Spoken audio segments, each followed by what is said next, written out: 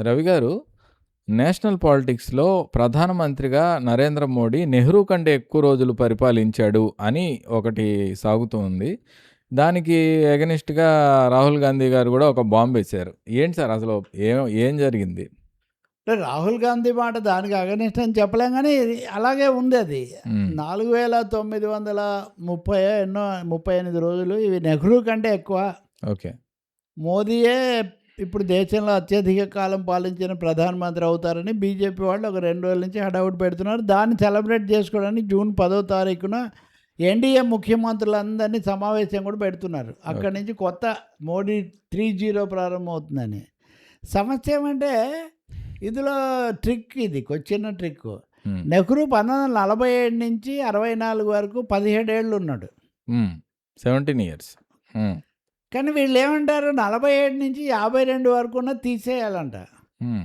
అప్పుడు ఎన్నికలు జరగలేదు కదా! ఓకే. అంటే రాజ్యాంగ పరిషత్‌కి ఎన్నికలు జరిగాయి నిజానికి. ఓకే. కాబట్టి 52 నుంచి లెక్కేయాలి. అంటే నా లెక్క ప్రకారం రమ్మన్నట్టుగా అది. ఉంది. రెండోది ఎన్నికలయ్యాయా లేకపోయినా జవహర్లాల్ నెహ్రూ ప్రధానమంత్రిగా, నవభారత నిర్మాతగా హ్మ్. పునాదులు వేసిన పెద్దవా. ఆ కాలాన్ని తీసేస్తే ఇంకెట్లా కుదురుతుంది? ఏదో చెప్తుంటారు. అసలు 47లో స్వాతంత్రం వచ్చిన ప్రధాన కాలం కదా సార్ అంతే అది. కదా! దాన్ని తీసేస్తే ఎట్లా కుదురుతుంది? ఏదైతే అంటున్నారు. కానీ రాహుల్ గాంధీ పేల్చిన బాంబు ఏమంటే, హ్మ్. మోదీ పని అయిపోయింది. హ్మ్. ఇంకొక ఏడాదిలో మోడీని తీసేస్తారు. మోదీని ఊష్ చేస్తారు. హ్మ్. ఇది నాకు అన్ని వర్గాలు చెప్తున్నాయి. ముఖ్యంగా చాలా వ్యవస్థలు నాతో టచ్‌లో ఉన్నాయి. ఓకే. హ్మ్. ఈ వ్యవస్థలు అంటే అధికార వ్యవస్థలు. హ్మ్. వీళ్ళందరూ చెప్తున్న దాని ప్రకారం మోదీ ఎక్కువ కాలం కొనసాగడు. ఆర్థిక పరిస్థితి చాలా ఘోరంగా ఉంది. అసలైన ఎమర్జెన్సీ పెట్టినా పెట్టొచ్చు. ఇప్పుడు ఇరాక్ ఈ దెబ్బకు. ఓకే. కాబట్టి ఇలాంటి పరిస్థితుల్లో మోదీనే తీసేసే అవకాశం చాలా ఉందని ఆయన అంటే, వెంటనే బీజేపీ అధికార ప్రతినిధి ఒకడు ఉంటాడు. రాహుల్ గాంధీ మీద ఒంటికాల మీద అమిత్ మాలవీయ అని. ఓకే. ఆయన ఓ ప్రకటన చేసి కుట్ర చేస్తున్నావా?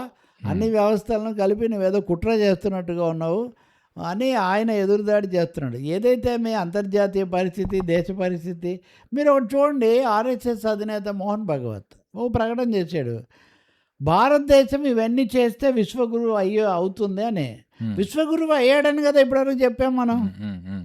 అవును. స్వయంగా ఆర్ఎస్ఎస్ అధినేత మోహన్ భగవత్ హ్మ్. భారత్ విశ్వగురువు కావాలంటే ఏం చేయాలి అన్న విషయాలన్నీ ఆయన చెప్తున్నాడు. కాబట్టి హ్మ్. ఎక్కడో మొత్తానికి ఇది కొంచెం లయ తప్పింది అన్న హ్మ్. ఒక వాతావరణం ఒకటి వచ్చింది. రెండవది ఇప్పుడు కాక్రోచ్ జనతా పార్టీ అవును. అనేవాళ్ళు కూడా ఈరోజే వాళ్ళు ప్రదర్శన ఇవన్నీ కూడా పెట్టారు. దాన్ని కూడా ఆర్ఎస్ఎస్ వాళ్ళు కొంచెం అర్థం చేసుకోవాలంటున్నారు. హ్మ్. ఇట్లాంటివన్నీ ఉన్నాయి.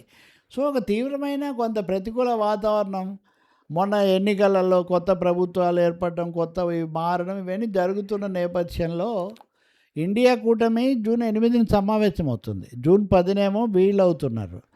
ఇండియా కూటమికి టీవీకే రాబోతుంది. డీఎంకే ఏమో వెనక్కి పోయింది. హ్మ్. సో, తృణ అది వాళ్ళకి ఆ! ఇండియా ఆ! కూటమికి ఇప్పుడున్న ఆ! పరిస్థితిలో ప్లస్ ఆ! పాయింటే. అనుకోవాలి అంతే హ్మ్. కదా! హ్మ్. తృణమూల్ కాంగ్రెస్ ఏమో ఘోరంగా వాళ్ళు 90 మంది గెలిచినా గానీ అధికారం పోయినా, వాళ్ళలో 60 మంది మమతా బెనర్జీ మీద తిరుగుబాటు చేసి, హ్మ్. వాళ్ళు కొంచెం బీజేపీకి దగ్గరవుతున్న పరిస్థితి కూడా ఉంది. కాబట్టి అనేక విధాలుగా చూస్తే జాతీయ రాజకీయాలు అటు ఇటు కూడా నడుస్తున్న పరిస్థితుల్లో ఇండియా సమావేశం ఏం పిలిపిస్తుంది? అలాగే మోదీ పెట్టే ఎన్డీఏ తదుపరి అడుగులు ఎలా ఉంటాయి?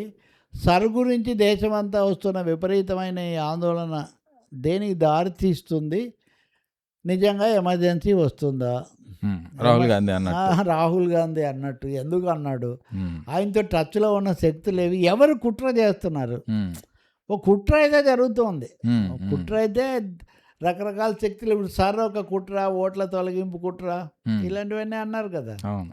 హ్మ్. కాబట్టి చాలా పరిస్థితులు మటుకు చాలా ఉత్కంఠ భరితంగా ఉన్నమాట మాత్రం నిజం. రాహుల్ గాంధీ ఈ విషయంలో చొరవ తీసుకొని కొంచెం వస్తున్నాడు. కానీ రాహుల్ గాంధీ ప్రధానమంత్రి కాలేడని రామచంద్ర గుహ అని ఒక పెద్ద అవును. ఆయన ఒక వ్యాసం రాశాడు. రచయిత. రామచంద్ర గుహ రాసింది బాగుందని కొంతమంది అయితే బాలేదు.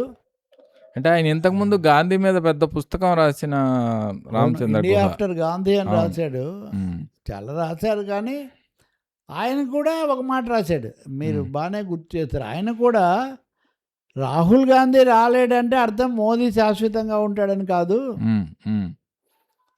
చాలా దేశాల్లో ఇంకా తిరుగులేదనుకున్న వాళ్ళందరూ క్షణాల మీద పడిపోయారు. ఓకే.